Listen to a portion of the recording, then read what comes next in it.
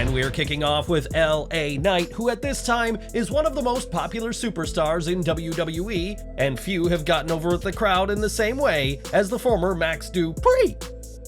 Even when not on TV, fans can expect Yaz to break out among the crowd at a WWE event, and now Knight's popularity has spilled over into AEW. On Instagram, a fan shared footage of LA Knight chants breaking out at this week's AEW Blood and Guts event, and it's telling that on such an important night for AEW, the fans were still rooting for Knight.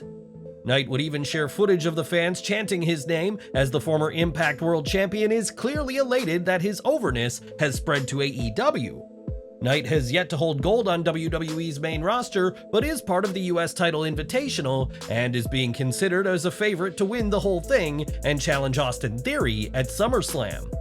As to whether that happens, only time will tell, but it certainly bodes well for LA Knight that both WWE and AEW audiences are very much into what he's doing on screen.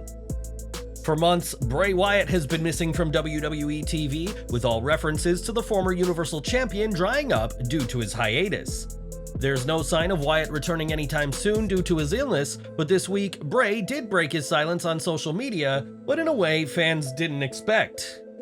While fans have been itching to hear more from Bray and to be given an update about his condition, Wyatt logged onto Twitter this week to share a DLC trailer for WWE 2K23, which includes himself.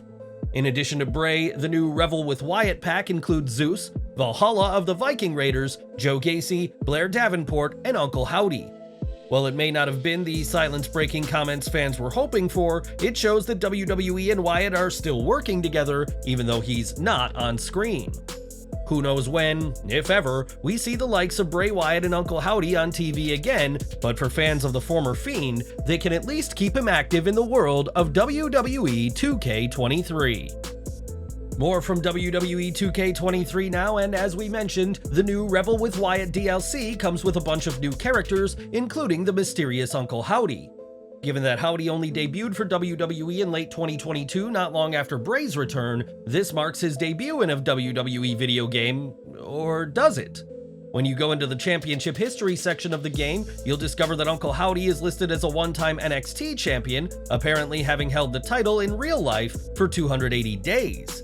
While fans won't remember Howdy holding the title for 9 months, they may remember one superstar who did hold the NXT title for exactly 280 days, that being Bo Dallas. It has been a mystery for some time as to who Howdy is, with some speculating that it was Wyatt in a double role, but now it appears that WWE 2K23 has accidentally confirmed that Dallas is the one behind the mask. It remains to be seen whether Bo Dallas is unmasked as Uncle Howdy on WWE TV, but his secret is already out thanks to the developers behind the promotion's latest video game.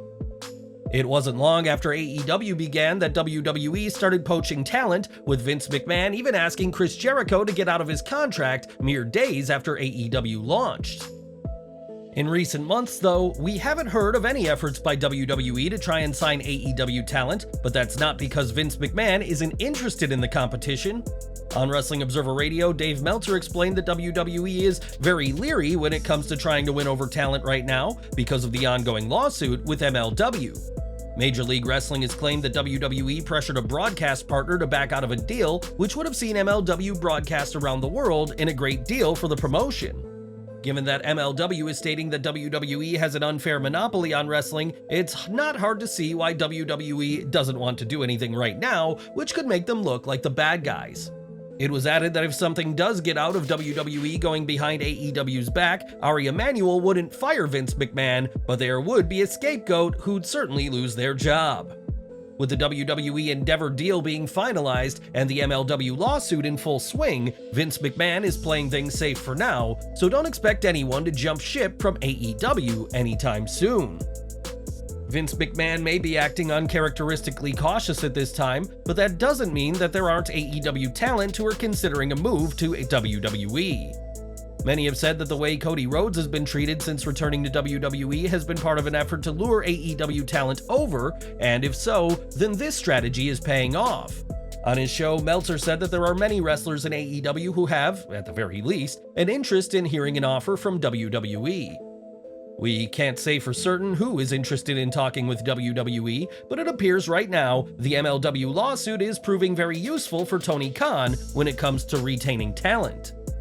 It was also stated that there is one wrestler in AEW who has openly expressed interest in joining WWE when their contract is up, but there's no word on who that could be. WWE may not be interested in speaking to talent under contract now, but that could all change depending on the MLW lawsuit. And which wrestlers do you think are interested in hearing an offer from WWE? Give your predictions in the comments. Later today, Ring of Honor will host their Death Before Dishonor pay-per-view, but for Tony Khan, putting this show together has been quite the ordeal. With Mark Briscoe injured, the planned ROH World title match between him and Claudio Castagnoli has been scrapped, and we now know what the new main event will be. During the Blood and Guts match on AEW Dynamite, things got heated between Pac and Claudio Castagnoli, which resulted in the English Brawler parting ways with the Blackpool Combat Club. On Twitter, Tony Khan announced that because of this, Pac and Castagnoli will settle the score at Death Before Dishonor, with the ROH World Championship on the line. On Wrestling Observer Radio, it was revealed that this is actually the third choice for the match, as prior to Mark Briscoe, the plan had been for Eddie Kingston to challenge the Swiss Superman. With Kingston currently away in New Japan and Briscoe injured, it'll be Pac that now gets a shot at the gold in a match that, despite these obstacles, is bound to deliver in Trenton tonight. For over a decade, the Usos have proven to be one of WWE's most formidable tag teams and hold the record for the longest tag title run in the history of the company.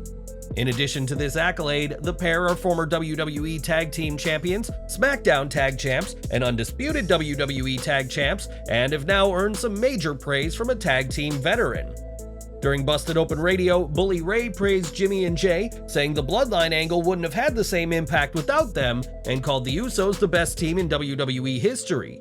That's quite the accolade coming from Bully Ray, one of the greatest tag team wrestlers of all time, putting them above the likes of the Hardys, Edge and Christian, and even the Dudley Boys. Bully Ray explained that while his team and others did have iconic moments, the Usos have been part of a major A-tier storyline for over a year now, one that is making WWE serious money. The Usos have held titles, headlined premium live events, and even closed out WrestleMania. And do you agree that they're the greatest tag team ever, or is another tag team more deserving of this accolade? And we're ending today with Eric Young, who made his return to Impact at Slammiversary despite signing a new contract with WWE late last year. As previously reported, Young requested his release from WWE immediately after the Endeavor deal was announced and was said to be morally against taking orders from Vince McMahon. Speaking to Mike Johnson of PW Insider this week, Young went into detail about his WWE exit, saying he signed up for one thing and it turned out to be something completely different. While Young didn't mention McMahon by name, he said that wrestling fans know why he couldn't work there anymore, adding that it was not a difficult choice to make. In WWE, Young had a fantastic contract and was poised to do something on TV, but he would have had to take orders from somebody he's not willing to, and no amount of TV time would have changed his mind. Young went on to say that he's not bitter about his WWE run ending, just like he wasn't bitter when he was released last time, and is excited for his future with Impact Wrestling again. On social media, fans reacted to Young's comments, with many praising his morals and for knowing his worth, and one saying that EY had the balls to not work for a monster like Vince McMahon. Young is a former Impact World Champion and expected to be a top star now that he's back, and while he'd probably earn more in WWE, you can't put a price on the morals of the Canadian veteran. Guys, please come back for more interesting news at 3 p.m. Eastern. Thank you for watching.